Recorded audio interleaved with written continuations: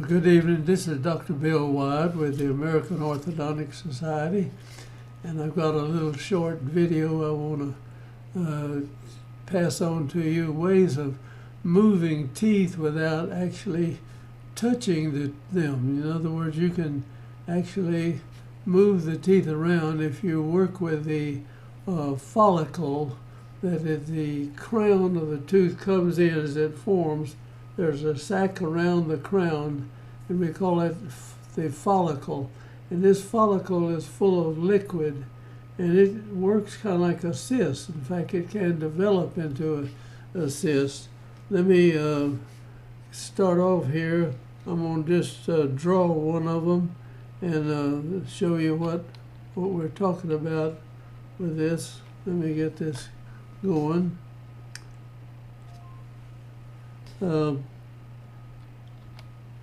The tooth as it forms, we'll have say a cuspid tooth or something like this comes in, and the roots are just beginning to form, and there'll be a follicle around that tooth. It'll be filled with liquid, and this is only around the crown of the upper part of the tooth right here, and the root may continue to grow down here. If you push on this follicle, you can flatten it out, or it can come up against another tooth in here like a bicuspid, and it'll flatten around that tooth. Or if you just push it into bone structure, this follicle will just resorb the bone, and the follicle will just keep moving into that space. So we can move teeth by eliminating teeth on one side, and the tooth is butting up against this tooth. We'll move this tooth over without you actually touching it. And this is something anybody working with orthodontics ought to understand, what we call follicular movement of teeth. Now I'm going to go back and let's see, we'll go back to our deal here, and this is moving it without actually touching the teeth. Now I'm going to show you just a group of x-rays here that we've got. I thought I had. All right, this is the first x-ray of this particular person. And we look up in here, and you see that this is an extremely crowded case. And you either have to expand this tremendously, and you probably would have them protrusive if you did. If this is coming from a large family with a broad face, and you put the teeth into a narrow bone structure, you need to reduce the teeth so that they fit there. The teeth will be like the skin of they'll come from the same ectodermal layer that the skin comes from. And you can tell which parent the teeth came from. All right, in this particular person, we realized that it was not going to be possible to get these teeth in. Now this is 4 of 72 right here. So we explained to them, we're going to have to eliminate the first bicuspid teeth right here. And so whether we do it or somebody else did it, you have to come in, and then you have to take out the deciduous cuspid tooth. So this was 4 of 1972, and this person came in, and we sat down, and we were going to go through this with the parent. We will bring these teeth in without actually doing anything to them other than making room as they go. Now let's go to the next Panorex here, and this is 5 of 73. And at this point, look at the angle of this cuspid coming in here, and it's got a follicle around it. It's not touching the root right here, it's just up against it, but it's moved this tooth over, and this tooth has an angle like that coming in. Same thing over here. This is coming in here, touched. It actually gets almost to get touching it, but it's pushing against the tooth, and you got an angle like that in there. And then we've got these deciduous cuspids still in there. We took the deciduous first molars out, or we had them taken out. Now, so this is 5 of 73. We're going to send them in to get some teeth removed. And so they go in and take these teeth right here out. And you have this first bicuspid up here to be removed, and then this will be removed either now or next time. Now we're going to see this patient back in 2 months' time after here. So here's the case 2 months later. This is 7 of 73. Now look at where this tooth has gone. You see this follicle had no tooth or anything hard on this side, and it formed a circle again, and it moved this tooth over in this direction.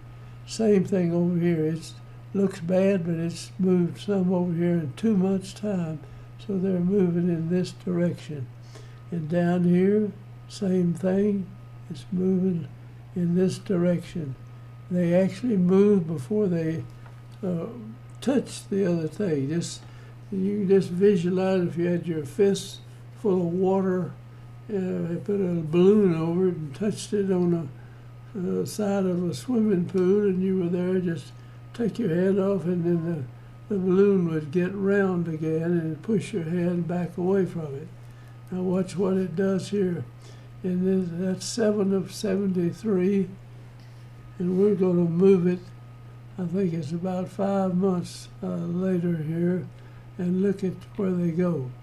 All right, here, 7 of 73, we're going to go to January of 74. And this tooth is almost straightened out right here. This one too. This one has come away from that. And now as this tooth hits this, it's going to move the roots of the tooth back in that direction and close this space up in here. And that's going to happen on both of them. Now this space will just gradually go away. The teeth are going to drift to the front of the mouth. I'm going to go to one more slide here and show you what happened. This is January of 74, and we go to 2 of 75. So we jump a whole year's time. We haven't done anything. We haven't touched them with braces or anything. This tooth that was headed like this is now headed this way. It's going to hit this, push this back. It's coming down in here. It'll come together. Down here, these teeth have already come in, and the lips and the tongue, if this person is functioning and swallowing correctly, is okay. Now, this happens to be a young lady, and she's not developing much of her jaw, and I forget how old she was at this time, but these teeth have moved that far. And then they go back. Let's go another time here. Let's go. All right, this is 3 of 75. No, that's 8 of 75. And the teeth are in place, and this gap is closed up. This tooth right here, the middle part of the tooth is eaten completely out. This is just a shell, and it'll go, and it'll come on up there. And let's go to one more Panorex here, and that's in 4 of 77. And this is what the teeth went to this point. Now we have not touched the teeth with anything, and I'm going to go back over these, and let's go back to the first. There. Watch those teeth. Go up to that position. And up there where they were. Now watch the tooth move. Just just look at this tooth right here. All right, we're going to go to that. Its follicle is separated. Now it's a few months later, it's changed position. It was headed here, now it's headed here. And this follicle is pushing this crown back this way. Same thing, all four of those teeth like that. Now, in January of '74, the teeth are way back. This follicle is really big now. It's just going. And when the follicle comes through into the mouth, it becomes the epithelial tissue around the neck of the tooth right here. And these teeth have moved the same way.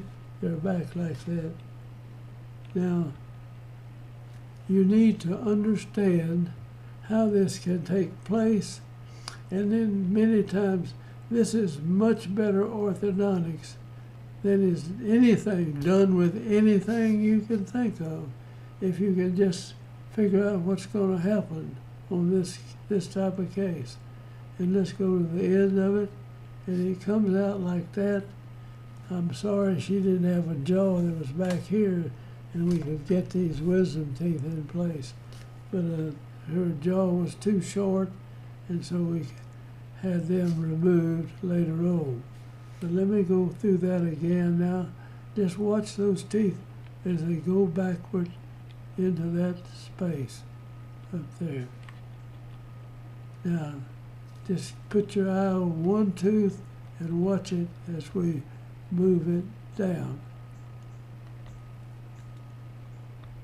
Now, this is called follicular movement of teeth.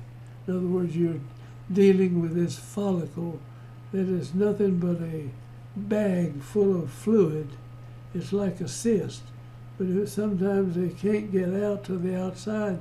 They just keep growing, and you'll have a real follicular cyst. I have seen these cysts as big as a hen egg in somebody's jaw. I mean, big like that. Called from nothing but a follicle on the cuspid that was impacted down here, and it couldn't get out. And this follicle just grew and grew until this. They had a jaw like this. And we took this, we opened this up and packed it, and kept packing it and keeping it open, and the cyst just shrank up, and we got the tooth to come back in like that. Now this is follicular movement of teeth. And so thanks for watching. I'm going to go ahead and close out now, and I hope you'll join our group and subscribe to our channel. And I'm going to say goodbye and hope to see each of you again. I have no idea who you are, where you are. Send me a note or write something back or ask about it. We try to answer the questions you have as good as I can. So thank you for watching, and I'm going to close out now.